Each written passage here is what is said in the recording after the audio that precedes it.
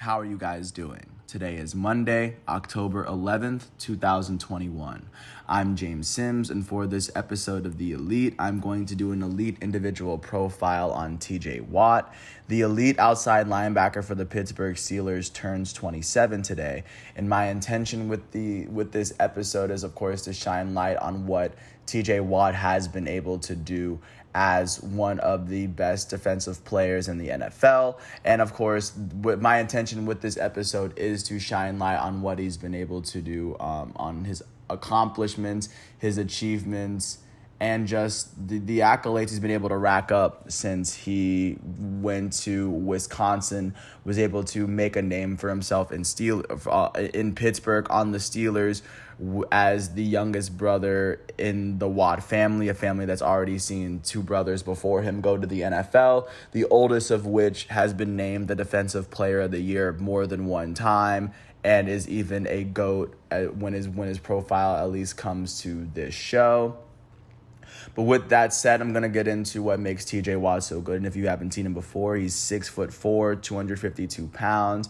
He's just today's golden standard when it comes to defensive linemen. Of course, he knows what he of course studies a lot of film, and of course it definitely helps when you have one of the best defensive players in all of NFL history growing up in the same house as you.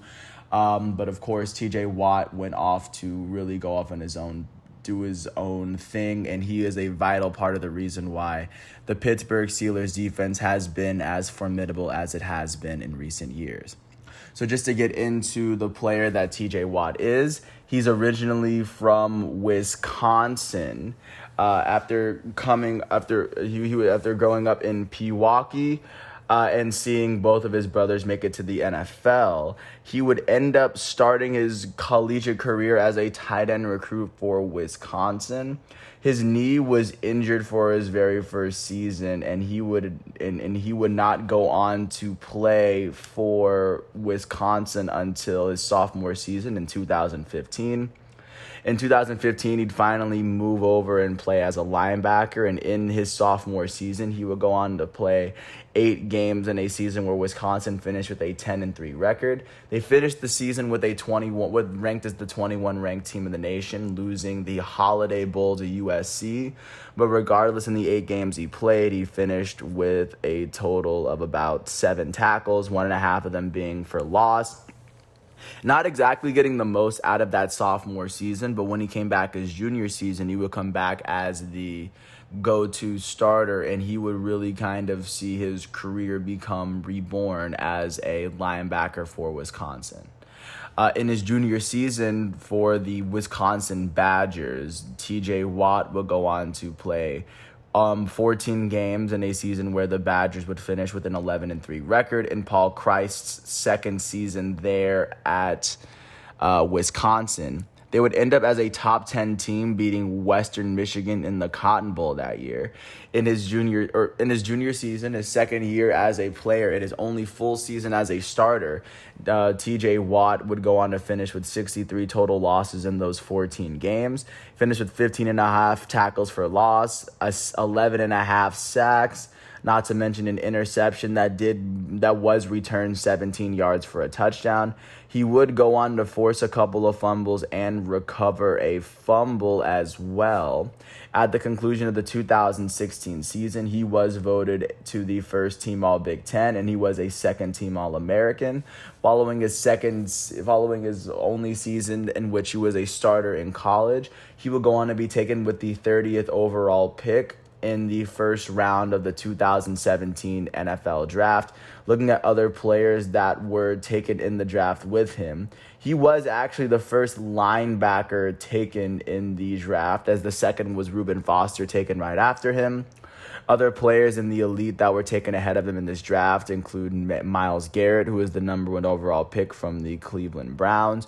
Jamal Adams was the number 6 overall pick in this draft by the New York Jets. Christian McCaffrey was the number 8 overall pick by the Panthers. Patrick Mahomes was the 10th overall pick by the Chiefs. Marshawn Lattimore was the 11th overall pick by the Saints. Deshaun Watson was the 12th overall pick by the Texans. Marlon Humphrey was the 16th overall pick by the Ravens. Tre'Davious White was the 27th overall pick by the Buffalo Bills. So, of course, give you a little bit of context as to who was picked ahead of him in this draft. And once he was drafted by the Steelers, there was really no looking back. Going into TJ Watt's very first season with the Steelers, in his age 23 season, he would go on to start all 15 of the games he played in a season where the Steelers finished with a 13-3 record, the best record in the AFC North. They would go on to make the playoffs for the fourth year in a row as a team, as TJ Watt would help them get there. In his very first season, he would finish with 54 combined tackles on the season. He had 10 tackles for loss, 7 sacks on the season, and he also went on to force a fumble and defend 7 passes. He would also finish with an interception on the year, and at the conclusion of the year, TJ Watt will go on to be named to the All-Rookie team, as many people were starting to recognize him as one of the best defensive talents in the league, but he was still ways out. Following their season in which they finished with the best record in the AFC North, the Steelers would end up losing in the divisional round to the Jaguars when the Jaguars were known as Saxonville. Following his rookie season, TJ Watt would return to his second full season as a full-time starter with the Pittsburgh Steelers. In his second season playing football at the NFL level, in his age 24 season, he would start all 16 of the games that he would play for a Pittsburgh Steelers team that would finish with a 9-6-1 record. They would miss the playoffs completely. But TJ Watt would go on to be named a Pro Bowler in his second year in the league. In the 16 games he played, he would finish with 68 combined tackles on the year, which is the most tackles that TJ Watt has actually ever put together in a season. He would finish with 12 tackles for loss. He would go on to finish with 13 sacks. The first time in his NFL career he'd finish with double-digit sacks. He would finish with 6 forced fumbles. This would be, at least at that point, the most forced fumbles he's ever registered in a season. He would also defend 3 passes as well. And even though the Steelers would not make the playoffs, the fact that TJ Watt was named a Pro Bowler in his age 24 season in his second year in the league, I think turned a lot of heads, and many people were starting to recognize TJ Watt as at least one of the best linebackers in his own game. This would transition into TJ Watt's third season with the Pittsburgh Steelers, his age 25 season in 2019, and this would be the year in which TJ Watt would kind of enter first team level play as a member of the Pittsburgh Steelers. In his third season in the NFL, TJ Watt would start all 16 of the games that he would play. This would be the second year in a row he played all 16 games, starting all 16 games. He started all 16 games for a Pittsburgh Steelers team that finished with an 8-8 record. This would be the second year in a row in which the Steelers did not make the playoffs in TJ Watt's first 3 years of the league. Regardless, TJ Watt would be named a Pro Bowler for the second year in a row, and he would also go on to be named to the second team All-Pro in the NFL for one position, and he would also be named to the first team All-Pro, because I don't know exactly where, but of course he was registered as a defensive and as a linebacker. But he would go down to be named as a first team All-Pro linebacker. In this season, in which he was named to the first team All-Pro for the very first time in his NFL career, he would finish with 55 combined tackles, which is 13 less than he put up the year before. He finished with 14 tackles for loss, which is the most he'd ever put up in a season at that point. He finished with 14.5 sacks, which at that point was a career high of sack and a half more than what he did his first Pro Bowl season. He would lead the NFL in forced fumbles as he finished with 8. That's the most forced fumbles that he has put together in a season thus far. And he also finished with 4 fumble recoveries, the most fumble recoveries TJ Watt has ever put together in a season thus far. He would finish with 2 interceptions on the year, so far the only season in his career in which he's been able to put together multiple interceptions. And even though the Steelers would not make the playoffs, many would recognize TJ Watt as not only just the youngest Watt brother, just following in his brother's footsteps, but going on his way to being one of the best defensive players in all of football. Following his first team following his first All-NFL season, TJ Watt would come back to the Pittsburgh Steelers for his fourth season, and in his age 26 season in 2020, he would start all 15 of the games that he would play in a season where the Pittsburgh Steelers finished with a 12-4 record. They won the AFC North. This would be the second time that the Steelers made the playoffs in TJ Watt's 4-year career.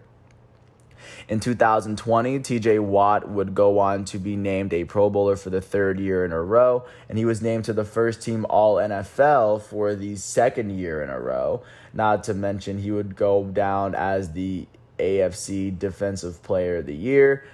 He would go on to finish he would finish the season as the NFL sack leader. He finished with 15 sacks in 15 games.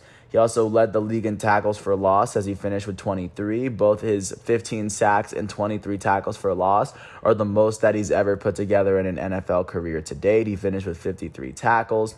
Not to mention he forced a couple of fumbles, defended 7 passes, and finished with an interception. This would be the only year so far in his career in which TJ Watt has finished with a Pro Bowl and All-NFL nominee, and he would also go on to make the playoffs.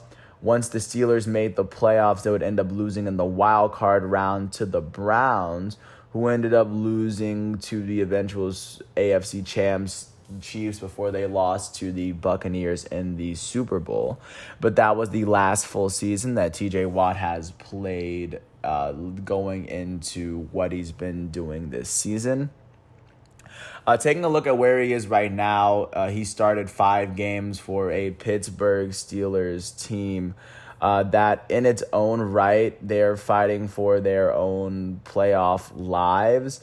The Steelers, as of right now, are coming off of a 27-19 win against the Denver Broncos. Specifically looking at what TJ Watt was able to do that game, he finished with 3 tackles, and he finished with even a tackle for loss on the season. Or on the day. So far this year, he has 21 tackles. He has 7 sacks in 5 games, which is on pace to be incredibly amazing. He also has 3 forced fumbles, which is leading the NFL. He's on pace to do so for the second time in his career. But so far, the NFL season is still underway, and virtually anything can happen this year. But with that said, I wanted to take this time to get a chance to fully understand what makes TJ Watt so elite and what makes him so much better than a lot of his other contemporaries, considering how tough it is to even make an NFL roster in the first place. But to excel at this level is really the stuff of legend. I want to thank everyone for listening to all 13 minutes of this piece. I hope all is well. And I want to wish TJ Watt a happy 27th birthday. If you ever get a chance to watch him, you should. He's wearing number 90 for the Pittsburgh Steelers. It's very possible that he will be another. It's very possible that he could be yet another Steelers great who gets his number retired and his bust, a bust of his face carved in the NFL Hall of Fame alongside his brother. That's incredibly possible. With that said, I want to thank everyone for listening. I hope all is well. Once all of today's exhibitions are done, I will come back tomorrow on Tuesday, October 12th. And of course, hopefully by this time next year, I'll have more to talk about as it comes to TJ Watt. Thanks once again. I hope all is well, and I'll catch you with another episode after this. Peace out, and I'll catch you tomorrow.